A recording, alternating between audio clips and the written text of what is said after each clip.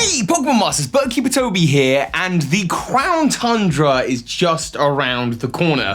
You know, I got really excited when the Isle of Armor came out. I felt it was a real step in the right direction in terms of the kinds of things that I want in a Pokemon game, but I was never ever as excited for the Isle of Armor as I am now for the Crown Tundra. See, as much as I like the dojo and the training and Mustard's quirky character, I gotta say I'm more for the mysteries of the Pokemon world, the Reggies and the temples and this ancient tundra where legendary Pokemon and new versions of the legendary birds are there. I'm excited for this, plus it means we might finally be able to uncover the true mystery about Calyrex and how Calyrex is a human.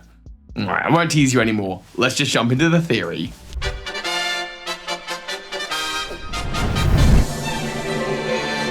So yes, Calyrex is a human. Before I jump into that though, I have to give a quick shout out to today's sponsor, me, that's right, I'm today's sponsor. I'm taking a spot in my own video to shout out the fact that I have a new YouTube channel. It's called Cardkeeper Toby, the link is at the top of the description, and look, I know you want to hear about Crown Tundra stuff, but Cardkeeper Toby is really just the next step for me with Birdkeeper Toby. I'm feeling very, very excited about it. I'm uploading twice a week there as well, and you might think I'm not into Pokemon cards.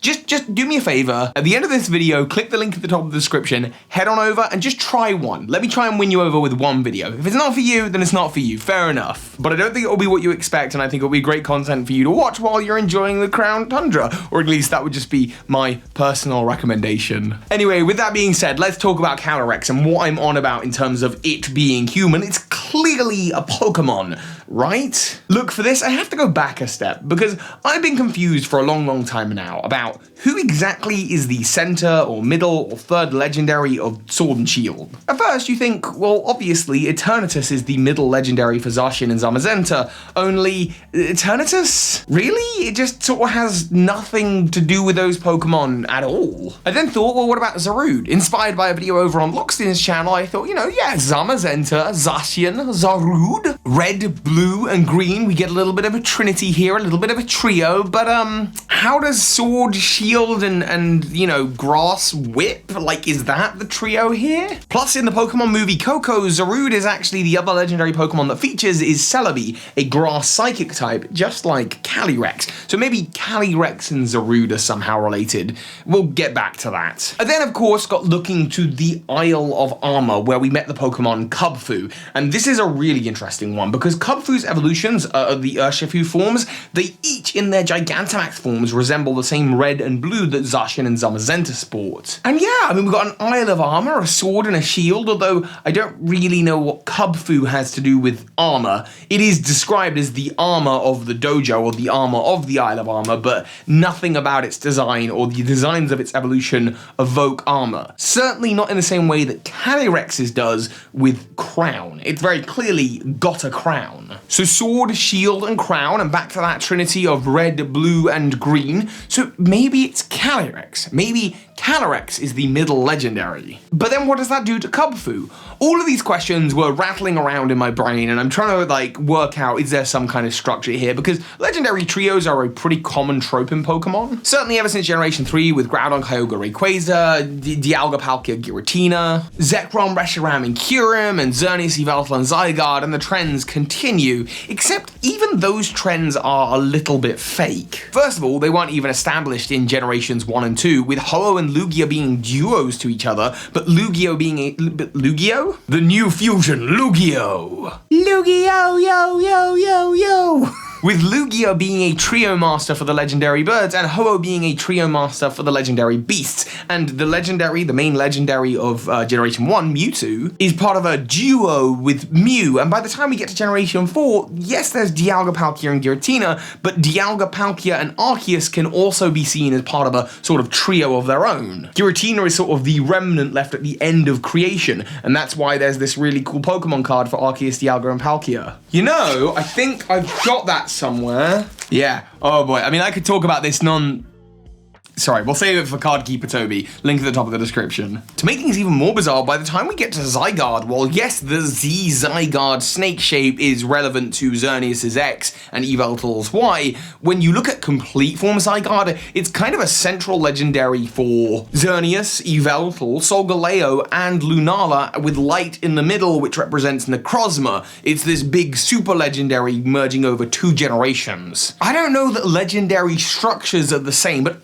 okay, well, what's this got to do with Calyrex being human, though? Well, this is where I want to start to think about things in different structures, like dualities. Zacian and Zamazenta, Sword and Shield. Kubfu has 2 evolutions, but there are also 2 DLCs. 2 is the sort of magic number of this generation. Maybe there's just not supposed to be a central legendary. I'm going to put Zarude to the side for the moment, just because it is a mythical, and as far as we know, it doesn't seem to have any relevance outside the movies, as mythicals have not done for generations. But for real, we'll put our thinking caps on, which we got over at Big Cartel /BirdKeeper Toby. Wow, I am doing a lot of self-promo today. 25% off everything else in store with the code Toby25, you know, just for the rest of October, and get some new merch. We'll put our thinking caps on and go, okay, well, could Zacian, Zamazenta, Kubfu, Urshifu, and Calyrex be part of a sort of quadrilogy, a quartet of legendary Pokemon? And I think that it's actually rooted in the lore and in the story, the backstory to Sword and Shield. A sword, a shield, an armor, and a crown. These represent the 4 chapters, if you will, of the Sword and Shield saga. And it is interesting that Calyrex very much represents a crown, but Kubfu doesn't look anything like it's supposed to, like it's wearing armor or anything. In fact, Kubfu is the odd one out here with not only 2 evolutions, but also having not been native to the Galar region in a long time. According to its Pokedex entries and segments on the Pokemon website, Kubfu have been training in the mountains away from Galar for generations.